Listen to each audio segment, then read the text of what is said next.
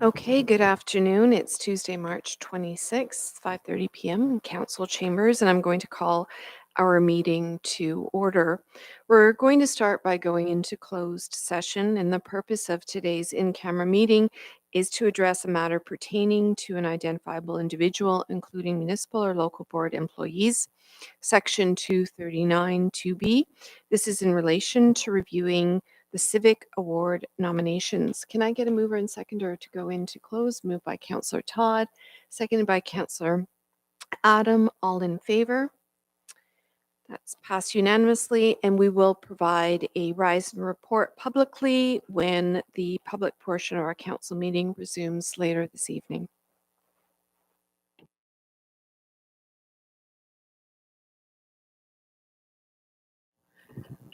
Good evening, everyone. It's Tuesday, March 26th.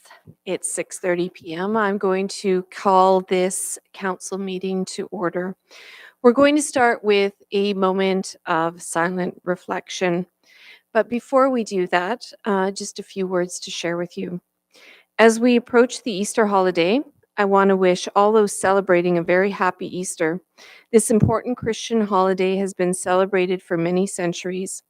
Over the years, many Easter traditions have also arisen to mark the occasion, including, excuse me, everything from bunnies, chocolate eggs, to Easter egg hunts. Some of these traditions are regional, and some of them are based on cultural origin. For all those celebrating Easter this weekend, council and staff wish you a safe and enjoyable holiday. Please join me in a moment of silence.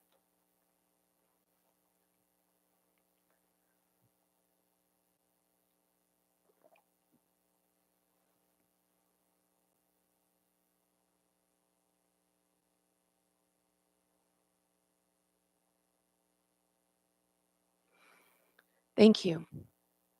Moving on to our land acknowledgement, the municipality of Port Hope exists on the lands of the Mississauga Anishinaabe traditional territory covered by the Williams Treaties. We honor and recognize First Peoples as rights holders and stewards of the lands and waters on which we have the privilege to live, work, and play, including the Ganaraska Forest and River. We pay respects to elders, past, present, and emerging. We commit to actions towards truth and reconciliation by recognizing the United Nations Declaration on the Rights of Indigenous Peoples, strengthening ties with First Nations, Métis, and Inuit peoples, especially those who make their home in Port Hope, and learning from Indigenous ways of knowing and being. We do so by recognizing the past and working towards a shared future. Moving on to item number 2. Are there any disclosures of pecuniary interest? I note that none were received in advance of tonight's meeting. Thank you.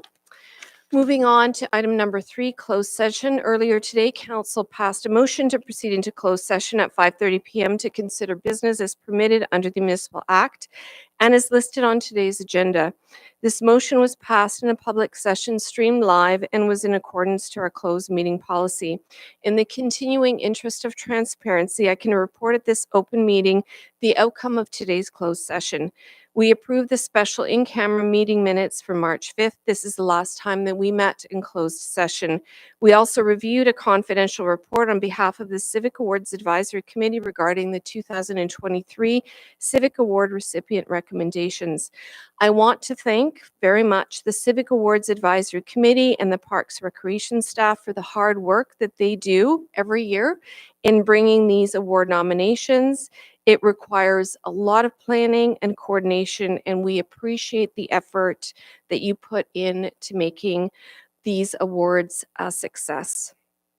We have some excellent, excellent candidates that have been brought forward, and we do have some business arising from the closed session that I do want to report on, and this is item number 4, business arising from closed session, and I'm going to read out this resolution. Can I have a mover and a seconder for the following recommended action?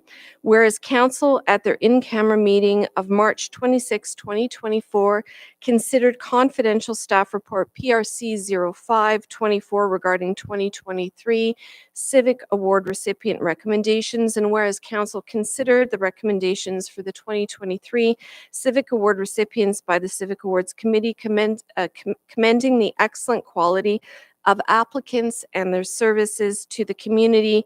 Now, therefore, be it resolved that Council approve the recipient recommendations for the 2023 Port Hope Civic Awards as proposed by the Civic Awards Advisory Committee in confidential staff report PRC 0524. Can I get a mover and seconder? Moved by Councillor Less, seconded by Councillor Adam. All in favor? And that is passed unanimously. Moving on to item number 5, announcements, updates, and recognitions. A quick Walton Street reconstruction update.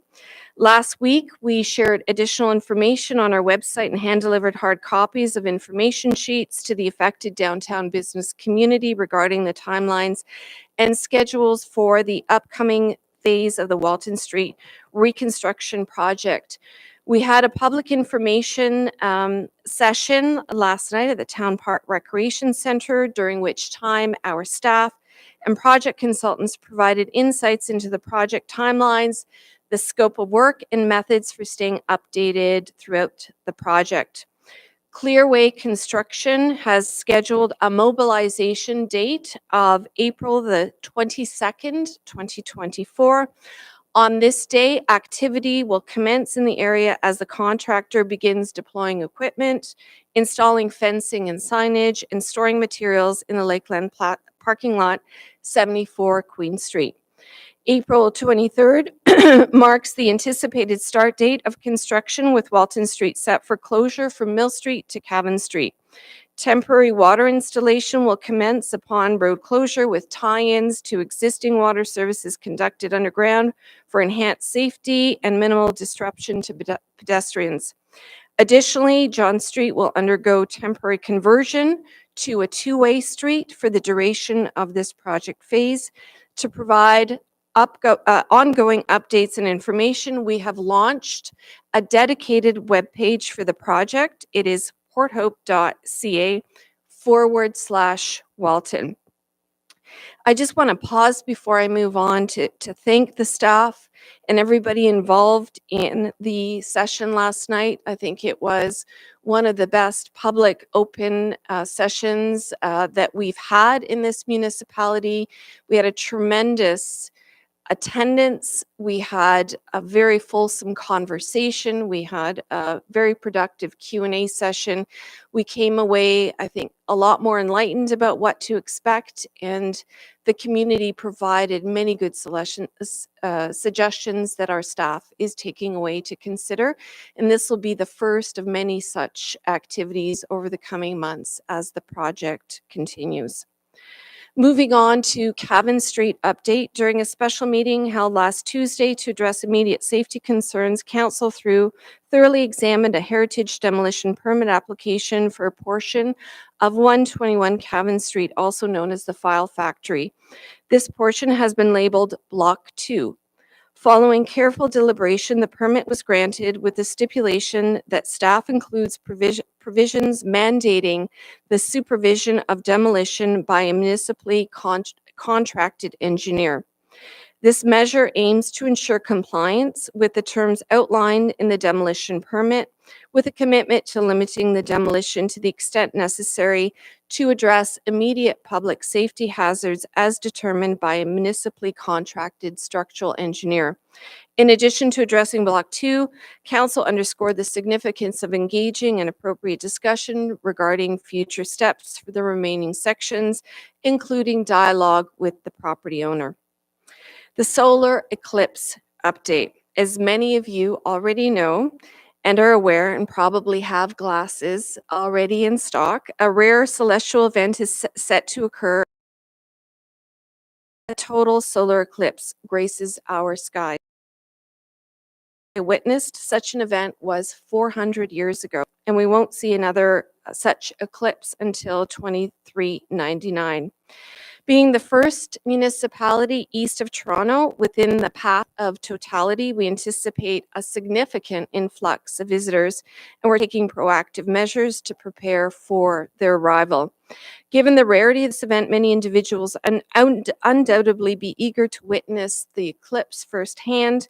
However, it's crucial for residents to prioritize personal safety, particularly when observing the sun. To aid in this, Northumberland County has provided a wealth of resources to local residents, and I strongly advise all of you to familiarize yourselves with these materials ahead of April 8th. So visit northumberland.ca for details. And there's a lot of misinformation about what are safe glasses to be viewing the eclipse with. Make sure that you have the ones that are ISO certified, and the county has more information about actually what to look for when you are purchasing and using those glasses. Easter weekend closures and reminders. Municipal offices will be closed on Friday, March 29th, and Monday, April 1st, in observance of Good Friday and Easter Monday. There are also impacts and modified schedules for transit, the transfer station, our recreational facilities, and the library. Please review the public notice at porthope.ca/news for all the details. Now, before we move on to the presentations this evening, does anybody from council have any updates related to municipal business that they'd like to share? Okay, seeing none, Councillor Adam. Yeah, sorry. I'd just like to take a moment to recognize the Port Hope Panthers as they are moving on to the Todd Division Championships as they won on Saturday their last series. Thank you. Thank you for that good news. Okay, we will move on to our presentations. We're going to start with 6.1, Barry Adamson, Float Your Fanny Down the Ganney Incorporated, regarding foundational funding agreement. And now welcome Barry to the podium. And if you can just make sure that the button is pressed on the right-hand side of the podium, and Like that? please proceed. Yes, thank you very much. And we get this one. It's got a button here someplace too. So we'll see if it'll work. Not that one. There we go. Well, that didn't work right, but okay. Good evening, members of council, municipal staff, the public, and the media. I don't see any, but they're here, I guess. Oh, okay, they're watching online. It's my pleasure to be here today to talk all things Float Your Fanny Down the Ganney. My name is the Bear, Barry Adamson, and I'm the co-chair of this event committee. I've served in this role along with my daughter, Barry Lee Price, for the past 12 years. In 2024, our community will celebrate 42 years of annual event together. As you know, this proudly Port Hope event gained traction following the Great Flood of 1980, after the town sustained devastating damage from the swells of the mighty Ganaraska River. The people of Port Hope rallied to show our resilience, creativity, and sense of community. The event has been running every year since, minus a hiatus during the global pandemic of 2020. Float Your Fanny Down the Ganney is a free-to-attend event that takes place in April to take advantage of the racing waters and welcome the spring thaw. It's a local tradition that is widely known across the province, drawing visitors to our town to help us celebrate. Float Your Fanny Down the Ganney is synonymous with Port Hope. You ask anyone if they've heard of our town, and usually one of the first references they'll give you is Float Your Fanny. This event celebrates our natural resources, the people of Port Hope. It's a point of local pride and acts as a tourist driver. The event itself creates a bridge between the urban and the rural areas of Port Hope. The Ganaraska River is at the heart of the event experience, and just like the river, Ganney Weekend belongs to the entire community. Ganney Weekend is a tradition that locally celebrates, it's like a holiday for us in town here. During our event weekend, many family members come home to visit. Many patios get out for the season. Shops and restaurants offer incentives, and folks all through the town greet each other outdoors, welcoming the spring. Some say it's the trout lily that signifies spring, but I say it's this event. Over 40 years, we've seen this event ebb and flow like a river. from before my time as chair, where many maybe remember huge crowds, elephants, and the finish line on Walton Street, and they had champagne. Others may remember one registration trailer on the riverbanks and only 10 crazy craft in the water. For the past 12 years, we've constantly been growing the participant numbers and the attractions in Fannyville. Last year, we launched 55 crazy craft, 50 of them finished, 97 canoes and kayaks, only 89 of those finished, and we saw 445 participants floating on the river. Fannyville, our event village, has hands-on activities, bouncy castles, adventure zones, local musicians, and of course, lots of food vendors and merchants. Every year, we encourage and prioritize community-based vendors. When somebody asks about spectators, the numbers are often difficult to capture, as our event is free, ungated, and spans kilometers of the riverbank. But we're well into the thousands. Back in 2015, we conducted an economic impact study that showed the event's positive impact on the local and regional economy. And with an adjustment for inflation, I'm sure the impact has grown a lot. All this to say, Float Your Fanny is one of Port Hope's flagship events and puts us on the map. This event is constantly drawing media attention with coverage on national television, social media, newspapers, and radio. It's also a feature on the RTO and the Northumberland tourist channels, spreading a unique and a positive image of our town, inviting visitors during the spring shoulder season. The event is organized by my team of dedicated Port Hope people. We are supported by volunteers, including youth, local businesses, and the municipal staff, all across all the departments. Annually, we meet with the municipal staff and coordinate a wide assortment of logistics to ensure public safety, business engagement, and event success. This teamwork, along with the funding support through our foundational funding agreement, ensures the event remains free to attendees and a staple of our local culture. Over the past 2 years, foundational funding agreement worked extremely well for our small organization. The community grant process was cumbersome and political. The foundation funding allowed my team to forward plan and proceed with operating the event in a timely manner. Our annual event budget is approximately $75,000, with 2/3 of that coming from the agreement, and the rest comes from sponsorship and fees. Municipality support is integral to the stabilizing event delivery, and we thank you for that. Every year, we do experience a few curveballs. Sometimes we have a challenging time recruiting sponsors or skilled volunteers, or we've had to postpone the event a week due to weather. This year, it's the Sylvan Glen Bridge construction that has us pivoting. The logistics that was devastating to our event plan, as it is only suitable place to launch Crazy Craft. And because of this, as I hope everyone knows by now, there will be no Crazy Crafts this year. Our committee looked hard and wide and at alternate launch points, finish lines, and we discussed canceling the entire event for 2024. But in true Granny spirit, we came up with a wild and wacky modification.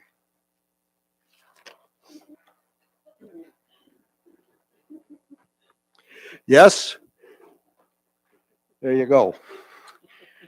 I think I clicked the button here. I'll try. Come on, click. There we go. We've added a new category for this year called floaties or inflatables. As you can see, floaties are things full of hot air and flexible containers. Some tried to put it like me, but I'm not that flexible, so it has to go to those ones. A floaty is a soft structure requiring air to keep its dimensions. An example is tubes, air mattress, inflatable boats, or very large pool toys. Styrofoam is not a floaty, nor are empty barrels or other classic Crazy Craft building materials. To accommodate this floaty category, we have created a new launch point at Optimus Park. Floaties will launch at noon and will float downriver, experiencing some calm waters and some rapids into Fannyville. This is not a time event, but we're sure that some of the contestants will be racing each other. We can't wait to see the courageous and spirited participants on the water. This new category will allow us to maintain Float Your Fanny event continuity, and our local Gani weekend tradition. Will also allow us, for those that have had a Float Your Fanny curiosity, a chance to dip their toes in a shorter on-water experience. Maybe the 10-kilometer Crazy Craft route, or even building a Crazy Craft, was a little intimidating to some. We're attempting to create a new participant opportunity with this category. With that, we're hoping the community gets behind and joins in the fun. Canoes and kayaks will still launch from Canton and run their full 16 kilometers, so that those of you that are still looking for a full river experience can have this great category and come down the river. As with every year, costumes, best vessel theme, fastest canoe, and most people on a floaty and other bragging rights are still up for grabs. Our participants are reminded that preparation is the key to safety for a fun and safe river experience. Float Your Fanny community of spectators, participants, volunteers, and leaders, thank you for formulating the foundational funding agreement. This unique operational formula by the municipality that grants us pre-known funds in advance of our event is a key to our success. Please continue this program. Lastly, I ask all council members to join us on the riverbank to participate in the fun. You can come and get on a floaty and float your boat, so to speak, or please come and help us judge and cheer on our neighbors and your neighbors. We'll see you April 13th, and I thank you. Any questions? Thank you very much, Barry. I think I can safely say this is the first time we've had floaties in the council chambers.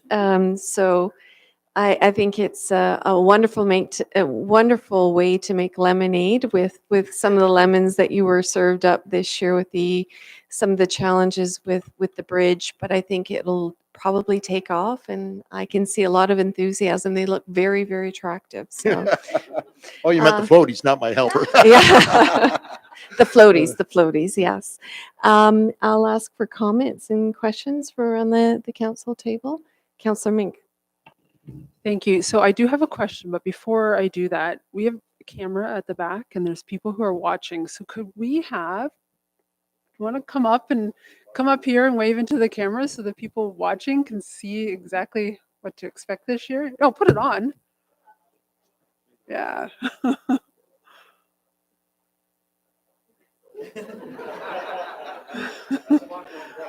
Thank you.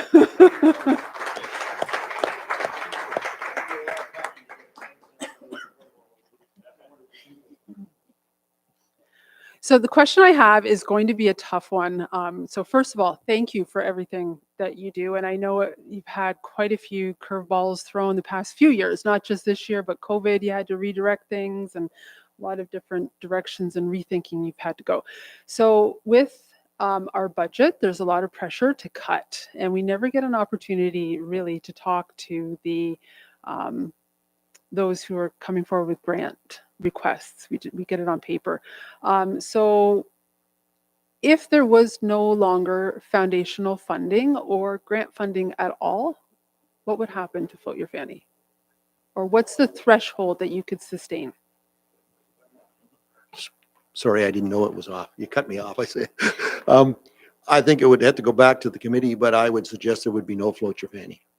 That this event is because of the guidelines and rules that the fire department put us on us, all the safety things that we have to do, all of the things that cost money that we do for free, the kids zone and all of this stuff, we gather as much money as we can. But I think the event would be turned over. I guess I would say the corporation would turn it over to the town and say, okay, it's yours. Go ahead and do what you'd like with it. That's what I believe. Without as chairs, we've had this conversation a lot, and we're event people. We run events. We love running events. We're not fundraisers. We're not sponsor people. We do the best we can, but without the money from the town, we would turn the event over to somebody else that wanted to take it on and do what they could with it. But as Barry said, the infrastructure is just too large now to try and get it funded. We would have to start charging on the riverbank for everything, and that's not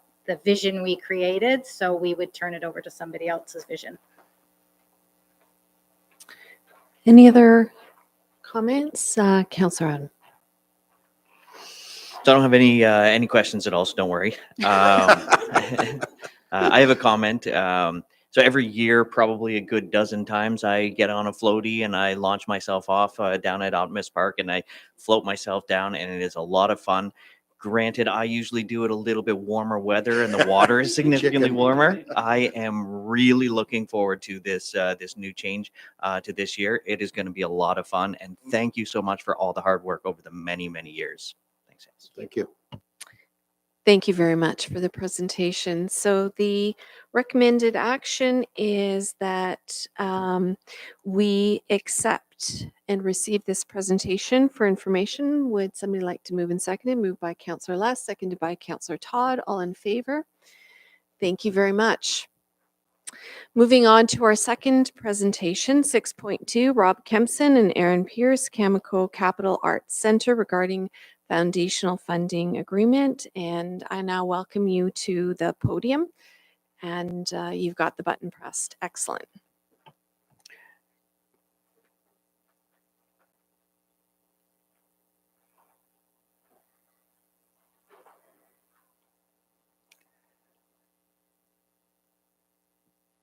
Great. Thanks so much for having us, Madam Mayor, Council, staff, and all the guests who are here.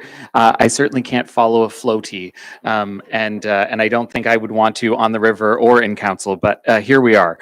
I wanted to talk to you today a little bit about the Capitol Theatre in terms of our connection with this community, and to talk a lot about the way that the foundational funding agreement has ensured that we're able to experience the success that we've had over the last couple of years.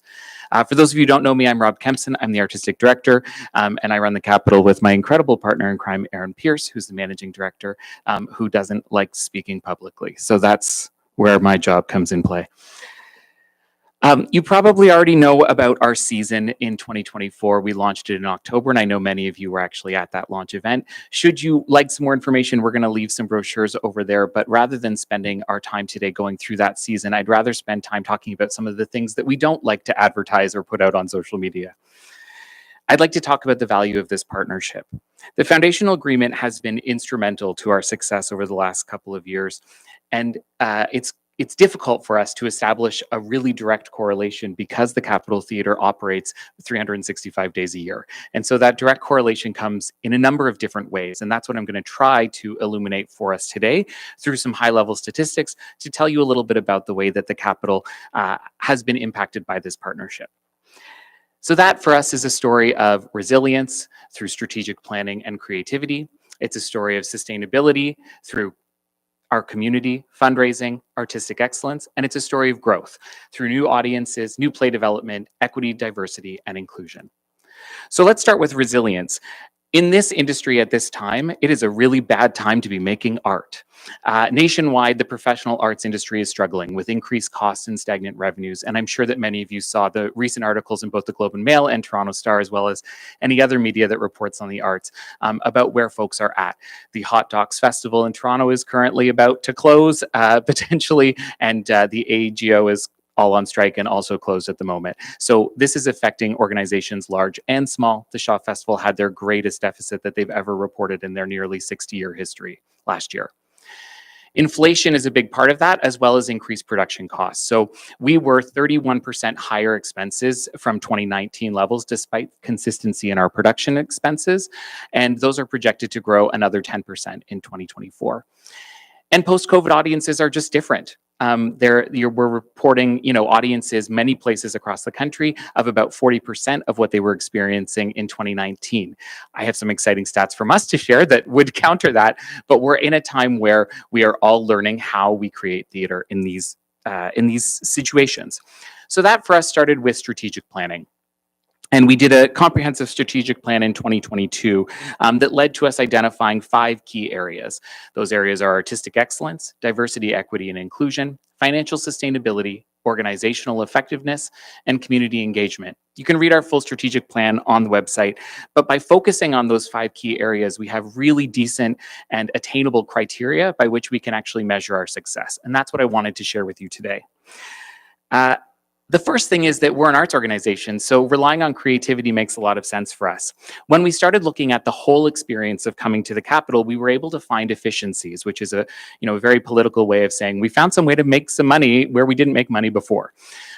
That's through guest experience improvements, increasing our service standards, increasing our concession revenue through some really interesting and very small scale changes, by investing in a ticketing system that could appropriately track our customers and make sure that those customers had access to the information that they were looking for specifically. That customer data piece has helped us communicate with people more effectively. And that creative outlook has also allowed us to reinvent some of our traditions at the Capitol Theatre, ensuring that the Festival of Lights and Trees, for example, is now eco-friendly, as we don't buy 78 plastic trees every year. So looking at some of those little changes can not only have an impact on our bottom line, but also have an impact in our community, which is where we want to be having that impact. As you well know, investments do not always need to be financial in order to be effective. Sometimes creativity is the best approach to solving challenging problems. And I think we've shown that in the next phase that I want to talk to you about, which is through sustainability. So our community is our greatest asset. It is our most valuable resource. I know that the folks sitting in front of me know that. I know that the folks watching on YouTube know that. I know that anyone who's spent more than 5 minutes in Port Hope knows that. So we want to make sure that we create connections and give back to our community in as many ways as possible. And we're really proud of the way that we've been able to do that in a real two-way sort of situation. So looking at last year exclusively, more than $42,000 in fee reductions, making our rentals accessible for community organizations. More than $130,000 in revenue from community events held at the Capitol Theatre that we give to those community organizations after they use our ticketing system and use our building. So we're talking about significant and direct investment right back into the community. 69% of our surveyed guests last year visited a local restaurant when attending the Capitol Theatre, either before or after the show. We work with over 160 annual volunteers. We used last year 78 beds for artist accommodation within our community, and all of those folks received compensation for the use of their homes. And we have a 20,000 and growing email newsletter subscription, 20% click-through, which is, for any of you who run email newsletters, a really good click-through. And we also provide pre- and post-show emails sharing things to do in the region, working with a variety of partners at no cost to them. So we're pretty jazzed about the ways that we are supporting our community through making not only financial investments, but also creative ones. Sustainability is also important to us in terms of exterior fundraising outside of things like the foundational funding agreement. Since 2019, we've had, not including grants, a 173% increase in our fundraising activities and successful fundraising revenues. We've had a 67% increase in fundraising revenues year over year from 2022 to 2023. We've also doubled the number of members and donors. We have 4 new annual fundraising streams, and we initiated the season rollout last year, creating an accessible and community-based opportunity for folks to participate in supporting the Capitol regardless of where they're at financially. Artistic excellence, though, is a big part of sustainability because it's what we do. So last year we had more than 200 live performances and events. That is set up to be the exact same again this year. We employed over 100 artists, actors, musicians, designers, directors, and more than 25 tradespeople annually. We received a $500,000 investment from the federal government to invest in our production studio, technical equipment, and facility upgrades, which enables us to hire more local technicians to use all of that equipment. We have increased programming in the Sculthorpe Theatre to make sure that we are open as much as possible. And we featured artists from the Stratford Festival, Shaw Festival, Mirvish, and Broadway. And I'm sure many of you will recognize Donnell Leahy and Natalie McMaster on screen right now, who performed at our gala last year. We've also experienced growth, and the growth starts with talking about new audiences, but this isn't the only measure of growth. So when we're looking at growth, 19% increased ticket revenue since 2019 and 27% year over year. Those are really impressive numbers, especially in this current time in the professional arts. But we're also looking at 550 plus subscribers. When I started in 2021, we didn't have a subscription at all. So the fact that we're at that place feels really exciting for us because those are people who are choosing to commit and invest in the Capitol long term. 40% new audiences in 2023. And I have to tell you that when I share that number at the Professional Association of Canadian Theatres, they are gobsmacked and their jaws hit the floor, and then they ask us what we're doing that's magic. And we kind of don't know, if I'm honest. But I think part of it has to do with investing in that artistic excellence and ensuring that what we're showing on stage reflects the diversity of our community.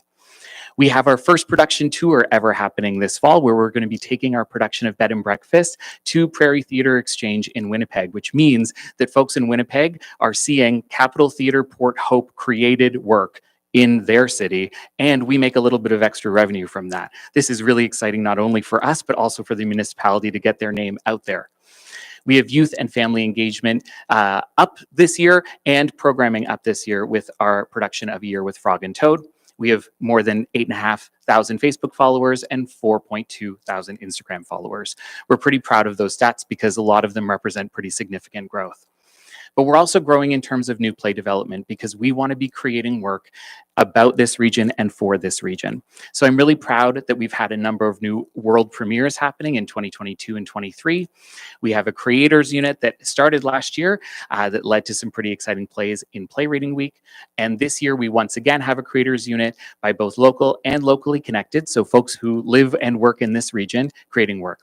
We also are making concerts now. Instead of just hiring tribute bands, we're actually hiring local and regional artists. I'm sure some of you saw Billboard in Concert 1973 on the weekend, which featured Jeff Bigger and the Colton Sisters. We are also growing in terms of equity, diversity, and inclusion, with more than 50%, oh, that's my 10 minutes, give me a second, of the artistic company identifying as LGBTQ, BIPOC, or both. The first production featuring a BIPOC performer in the role for A Closer Walk with Patsy Cline. In 2022, we had the first production on stage written by a woman of color. In 2023, the first production directed by a woman of color. In 2023, the development of a new Indigenous musical. And in 2024, the first queer story on stage. And I'm really excited that next year we won't have any more firsts to achieve. So in terms of the future, and I will leave it here, there's more to come. A sustainable arts organization requires investment from both public and private funding sources alongside ticket sales. And in the post-COVID landscape, the consistency of that funding is more important than ever before. Through a focus on resilience, sustainability, and growth, the Capitol Theatre continues to be a feature of the municipality of Port Hope, both for locals and for visitors. And we're pretty excited about what lies ahead. Thank you so much for having us. Thank you so much for that amazing presentation. And, you know, for those of us who are in the business of creating strategic plans, the one thing that we talk often about is how are we going to measure outputs, activities, outcomes, and successes? And when I think about what you've reported on here in your strategic plan, this is by all metrics incredibly impressive, and how lucky are we to have you in this community. So thank you very much for all the firsts, and I hope you will have more firsts. Yeah, we'll moving think in- of some, I'm sure. moving into the future. But with that, let me just turn it over to my colleagues. Councillor Les. We lobbied for many terms on foundational funding, as opposed to having people like the Capitol and the Float Your Fanny, and I'll throw Santa Claus Parade in there, come in every year and try and justify their existence. Your numbers are very impressive, but they don't tell the emotional story and the emotional attachment. I grew up in Mississauga, or I lived in Mississauga, and you cannot point to a place in Mississauga and call that downtown. There is no defining self-redeeming quality about Mississauga except Square One. And I mean, the Maryland Towers are very nice. yeah, I mean, yeah, they got a city hall, but you know, it's sort of buried on the lot of Square One. You know, so it just doesn't have that feel, that vibe, and if we're not going to spend money as a town on emotion, we don't have a town. We've got the makings of an Ajax. So. Thanks very much, Councillor Les. And if I could just comment on it, you know, that's the hardest thing, right? Short of bringing in a bunch of people to sing and dance for you, which I will do if you want, but I'll need more than 10 minutes. you know, that emotional piece of sitting in the theater and eating popcorn, if that's your pleasure, and watching something come to life in your own community that you could walk home afterwards is a really, really special piece. It is exactly why I applied to this position. It's exactly why I'm so glad to live in Port Hope, and it's very much about what I think people like about the theater, both visitors and locals, is that ability to come and have a really true, accessible experience. So I put the pictures in hopes that that would elicit some of the emotional heart stuff, but you know, we got some good numbers too. So I'm glad you you illuminated the other piece. Thank you. Councillor Mink. Thank you. So through the chair, I just want to sort of add to some of the comments that were just made about locals as well as visitors. So what's special about the Capitol, I think, is that it's a meeting point locally where people can access it free at times, such as the Civic Awards, and we had the election results there. So there is the opportunity for some people to come in and visit the Capitol, even if they cannot afford to play. But when I went to the Panto this winter, I sat there and I didn't feel like I was in Port Hope because I didn't recognize one face in the audience, which is fantastic. And I listened to some of the conversations around me as people were arriving. And they were visiting Port Hope. It sounded like the first time. They were like, "Did you see this? Did you see that? Where are you going next?" And they were introducing each other. So that's fantastic to outreach to that broader community and bring them here. But I'm going to ask the same question. I'm not asking this question to It's a Barry great or question. yourself. It's just that this question comes up and it comes to us, and we have people say some towns don't give any grant funding, and so just to justify that question, if we took grant funding away, Yeah. how would that impact you? I know it's a big question to ask because you'd have to regroup, but just on the spot. No, it's a big question, and it's a worthy question to ask for sure.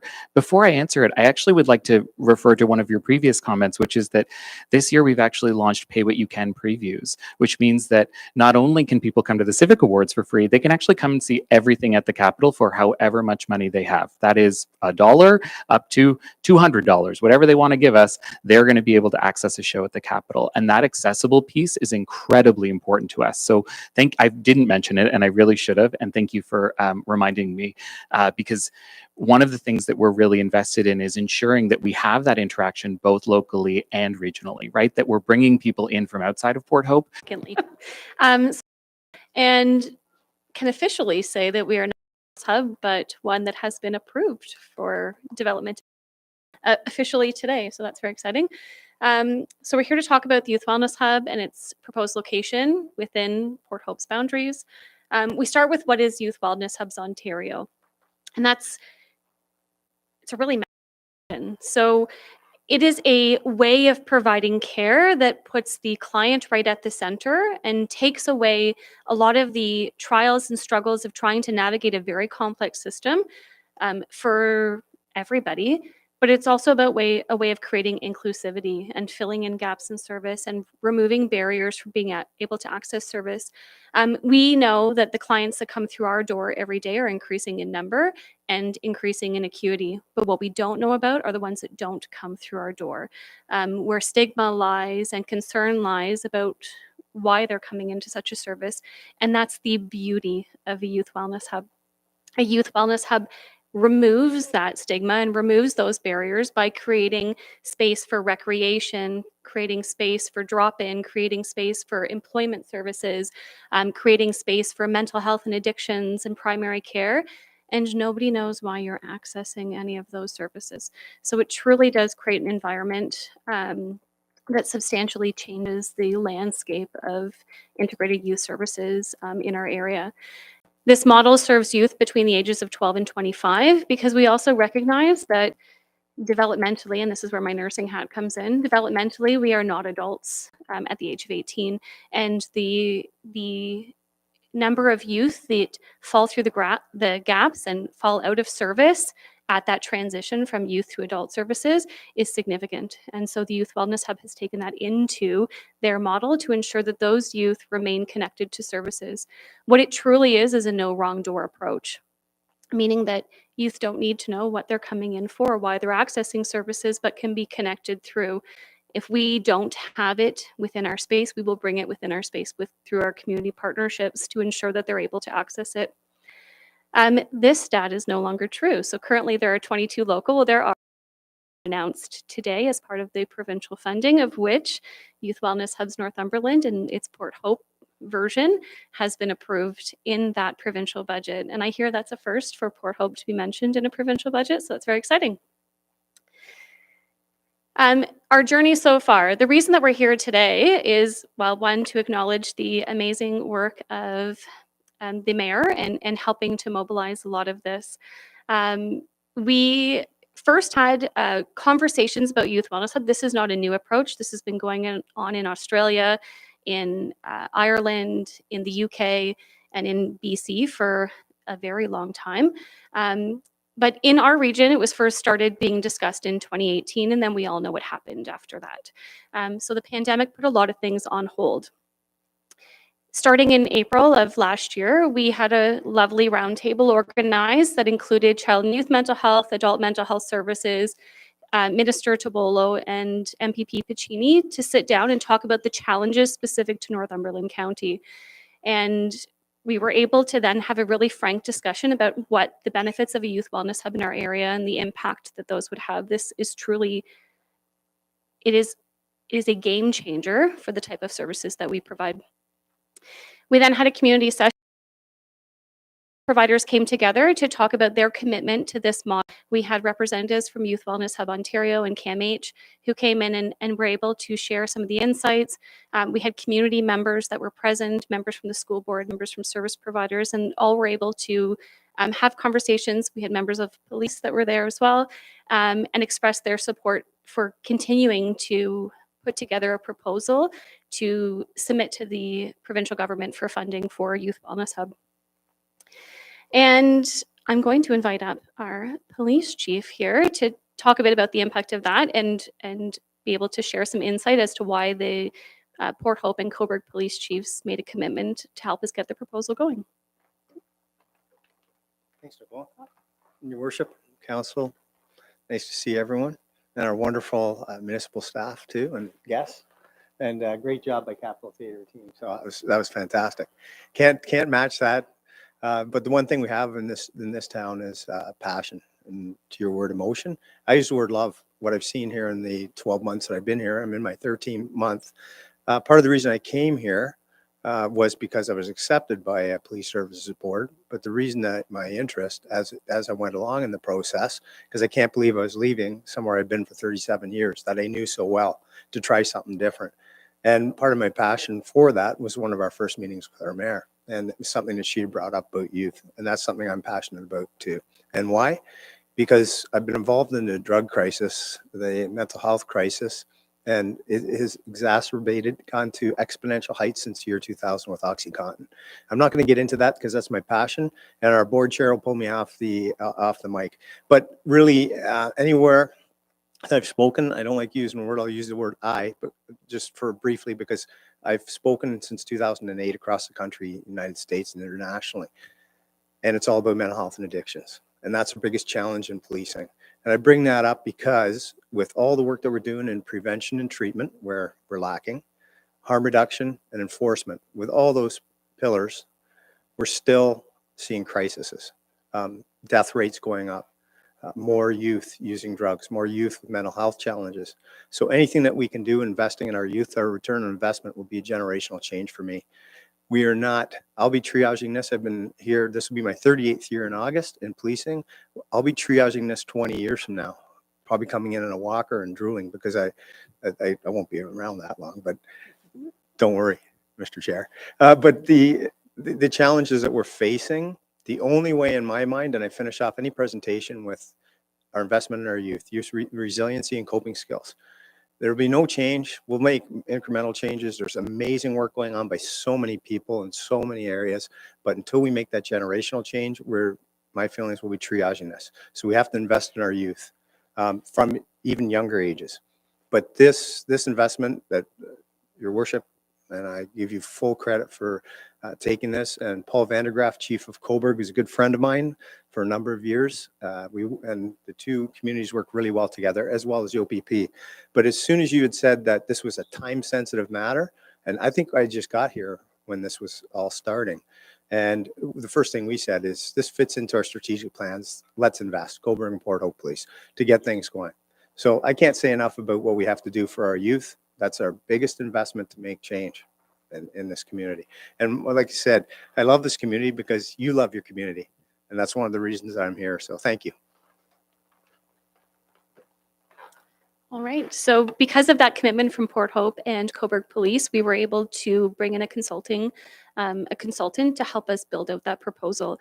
The Youth Wellness Hub is something that a collaboration team of 5 community agencies are coming together to provide direction for and leadership, but we all also run our own agencies. So having a consulting firm come in and help put together some of those pieces of the proposal, and the application was submitted in August, and well, we all know what happened with that today, so that's very exciting. So why here and why now? What we have seen, and I've been at Rebound, so next week will be my 1-year anniversary of being at Rebound, and what we have seen year upon year, and when we look back at our data, is increases. We see more and more youth accessing our services. For the first time ever, we hold a wait list. And are not able to get youth into immediate service because the demand far exceeds what we're able to provide. We see increasing mental health concerns and substance use concerns, and those, if not caught early and not focused on from a targeted prevention and early intervention stage, result in millions, if not more, in long-term spending for healthcare. So we have all these things different going on. We're seeing increases. I also am an emerge nurse and used to be the manager of the emergency department in Cobourg, and we were seeing the same things there. We're seeing youth coming in crisis. We're seeing youth coming in with overdoses. And when I say youth, I mean as young as 12 and really up until that 25 mark. And we see youth being transitioned to adult systems that do not meet their needs and do not work in a way that works for them. So part of putting this proposal together was community engagement from caregivers, from community members, from youth within the community to be able to help provide that information. We are doing our best as service providers to align our services, but it does not allow us to do it in a way that this will. And so we're very excited to be able to work with families to help them navigate a really complex and challenging system and see long-term benefits of that. This is our governance structure that the Port Hope Youth Wellness Hub will operate under. So we have about 23 service organizations that are lending in-kind services into this program, and a collaborative partnership team that consists of 5 core agencies, with Rebound being the lead agency for this operation. I'm going to invite Jennifer up to share some information around our fundraising efforts. Good evening, Madam Mayor, councillors, guests. So the idea behind the Youth Wellness Hub is that we have a space where we can catch the kids before they have to turn to other ways of dealing with things that they're dealing with, and making sure that they have the services right there in the hub. So we have found a location where we're going to put the hub at 15 Cavan Street. The funding, as was mentioned, will come in part from the provincial government. We'll see roughly $680,000 a year for operating costs, and in part to help support the 5 people that will be working directly in the space to support the youth, as well as some of the service agencies who will have space to come and work with the kids. We'll receive $100,000 in capital funding to outfit the space. Probably not enough, and that's where I come in. So we've put together a fundraising committee that's already been active. We have a multi-pronged fundraising approach, with the first fundraising event happening on May the 3rd in the space itself. We will be asking for both dollars as well as in-kind donations to fit the space out, so that it really is a wonderful, comfortable space curated by the kids, what they want. We're expecting for the hub here in Port Hope that will be roughly matching the government funding, so another 680 or so, that will be used in part for any additional operating costs, but as well to outfit the space.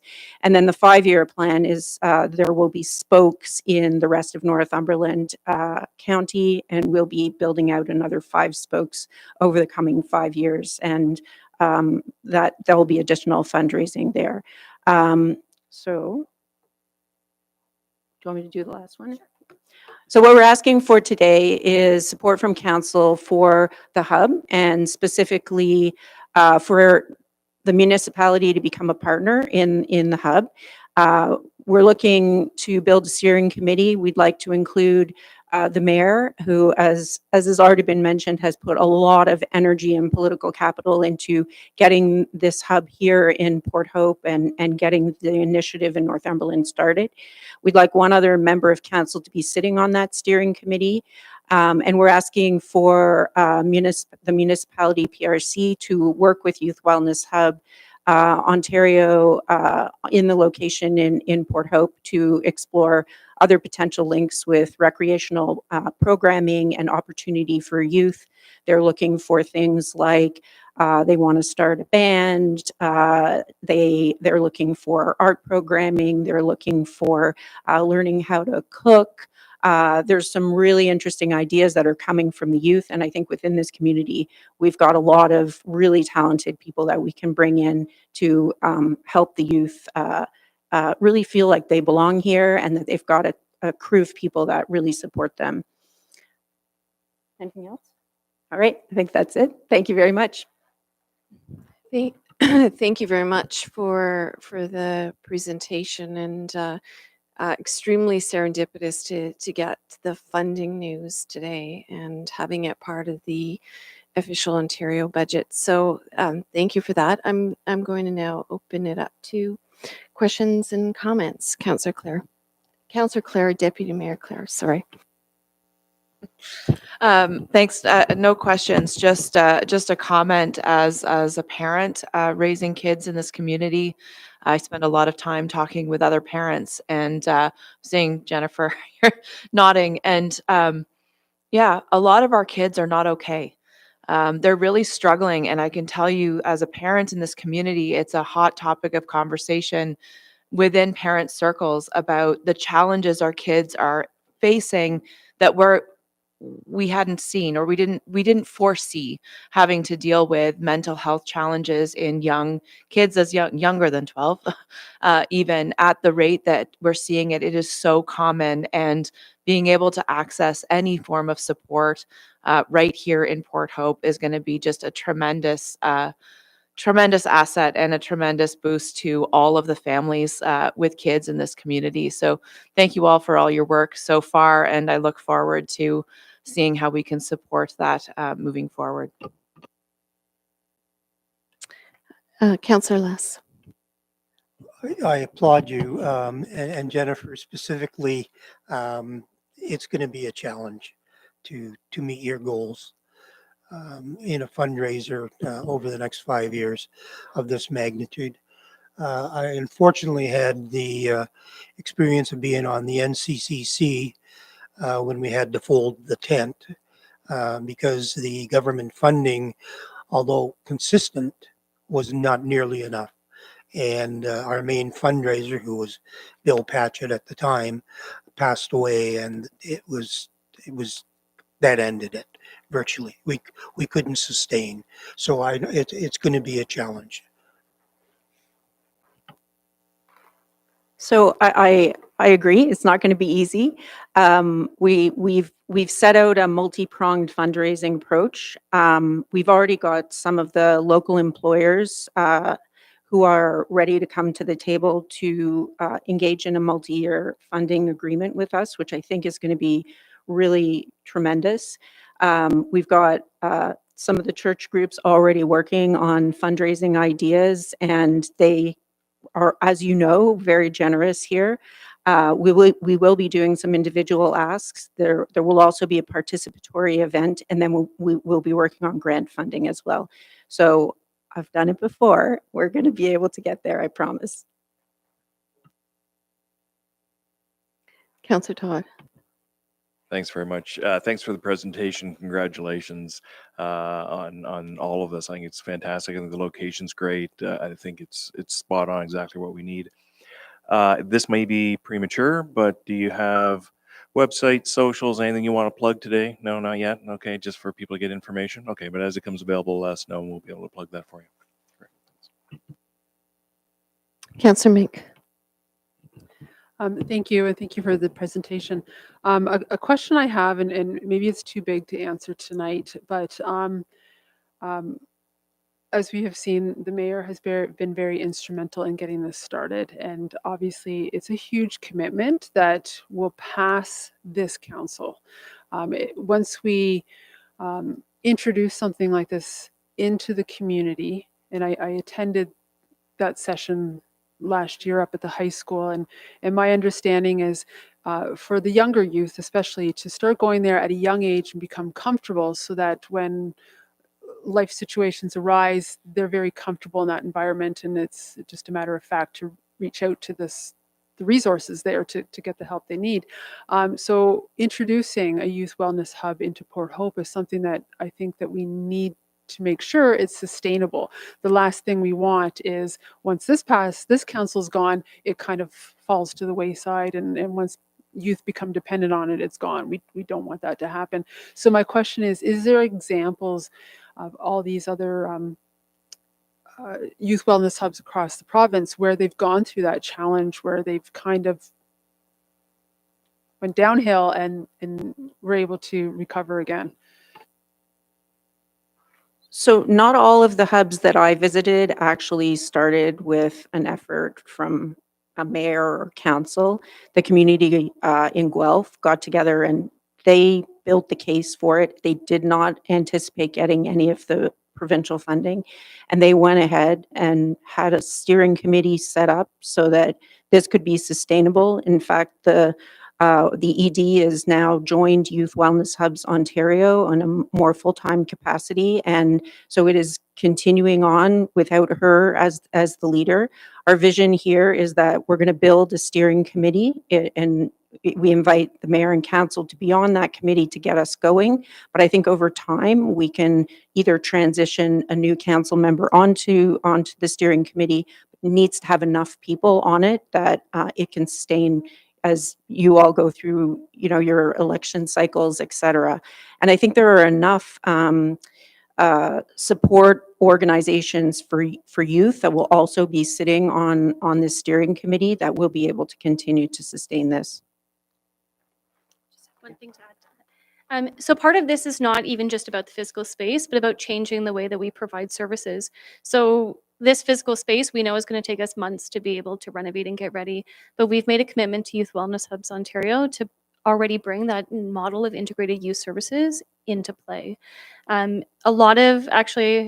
Many of the youth wellness hubs had no provincial funding when they opened. It is in-kind partnership. Rebound we flow the money, but we receive none of the money. It does not fund the work that we do. Our counselors come there on their time as part of Rebound staff to provide that service. So it's it's that type of model. I've seen other ones where the providers have moved into the space, so that helps with the sustainability because now they can bring their operation costs and help with some of the back end pieces. And that has certainly been a conversation. I don't know if anyone's ever been to Rebound, but we are not well located to be a drop-in center to have youth come and join us. And so that is definitely on our 5-year plan as to where we go. But that's part of those pieces that can help keep it operational. We've also seen that these are continuing to be added through provincial funding. And none of those sites have ever had their funding revoked. So we're pretty confident that at least for a 5-year plan that we can move forward with this. Any other questions or comments, Councillor Les? Yes, Chief Tim used 2 words, emotion and love. I want it on the record that I emotion him.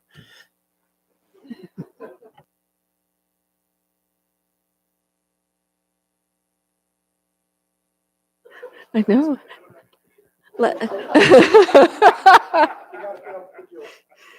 Oh, that was unexpected, Councillor Les. So just one other comment I'd like to make is that May 3rd at 10 a.m. will be the official launch of the hub in Port Hope, and we'll have a number of dignitaries attending that launch. And that same evening, there will be a fundraiser that will be put on by the fundraising community, and there'll be more information circulating, hopefully through social media channels and other channels, to give that a lot more visibility. And in terms of your ask today, we can't decide on this ask today because it has to come to the committee of the whole. But I will be tabling an emotion. Wow. Okay. No pun on the words today. I will be tabling a motion at the next committee of the whole meeting, and I've spoken to the deputy mayor who will be supporting it as a seconder. So I just wanted to tell you that we've had at least an initial discussion about that. So thank you again. So moving on, I want to just turn to item number 7, deputations, and it's just a reminder, our community members are always encouraged to actively participate in our democratic process by, oh, I should, yes, of course, for information, I just skipped right over. Recommended action for information, Councillor, yes, Adam, and Deputy Mayor, all in favor. Okay, moving on to deputations. Just a reminder, community members are always encouraged to actively participate in our democratic process by making deputations. This method gives everyone a chance to express their opinions, concerns, or suggestions about topics on the council's agenda before council makes a decision on the matter, playing a crucial role in decision-making process for a variety of issues, policies, or projects. If you're interested in voicing your thoughts, please register to make a deputation before the next council meeting. You can sign up all the way up to the day before the meeting. Visit our municipal website to complete registration details. We're eager to hear your valuable insights at our upcoming sessions. Please note there are no deputations on the agenda for tonight's meeting, but we do look forward to your contributions in future meetings and at future meetings. We have got no correspondence for this evening. And moving on to item 9, consent agenda. Adoption of minutes. Items listed under the consent agenda are considered collectively as one motion. Council members may request that specific items be removed for separate discussion, deliberation, and action. Consent agenda. The consent items are listed on the agenda. Would any member of the council like to remove any of these items for separate discussion? Seeing none, can I please get a mover and seconder to adopt the minutes as listed? Mover is Councillor Todd, seconder is Councillor Less. All in favor? That is passed unanimously. Moving on to item 10, consent agenda advisory committee and board meetings. Does anyone have anything they'd like to add before we vote on this item? Okay, seeing none, can I get a mover and seconder? Moved by Councillor Adams, seconded by Councillor Mink. All in favor? That is passed unanimously. Item number 11, committee reports and recommendations. 11.1, motion from Committee of the Whole meeting, March 12, 2024, regarding report CS 0424 re 2024-2027 Advisory Committee appointments, Accessibility Advisory Committee, and the Parks, Recreation, and Culture Advisory Committee. Is there anything further anybody would like to add? Can I get a mover and a seconder for the recommended motion on the agenda? Moved by Councillor Todd, seconded by Councillor Less. All in favor? That is passed unanimously. Moving on to item 11.2, motion from Committee of the Whole meeting, March 12, 2024, regarding report CS 06 24 re Police Service Board vacancy. Is there anything that anybody would like to add further? Seeing none, we're going to vote on the recommended action. Can I get a mover and seconder? Moved by Councillor Less, seconded by Councillor Adam. All in favor? And that is passed unanimously. 11.3, motion from Committee of the Whole meeting, March 12, 2024, regarding report PD 0824, re-heritage alteration permit 86 Walton Street. Is there anything anyone would like to add before we vote? Moved by the recommended actions, moved by Deputy Mayor Claire, seconded by Councillor Adam. All in favor? And that is passed unanimously. We have no notice of motions this evening. Moving on to item 13, bylaws consent agenda. Bylaws are passed by consent agenda. Would anyone like to speak to any of the bylaws on the agenda? Anybody want to remove any of them for discussion? Okay.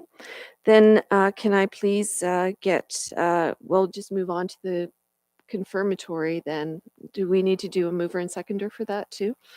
Yep. Yes, Okay. madam. Yeah, we would do a mover and seconder for item 13 and then to the confirmatory. Okay, bylaw. so a mover and seconder, moved by Councillor Todd, seconded by Councillor Mink. All in favor? Thank you. We're now moving on to the confirmatory bylaw. It is now time for the confirmatory bylaw. This bylaw confirms the proceedings that took place this evening and provides for formal adoption through a bylaw. Can I get a mover and seconder? Moved by Councillor Adam, seconded by Councillor Less. All in favor?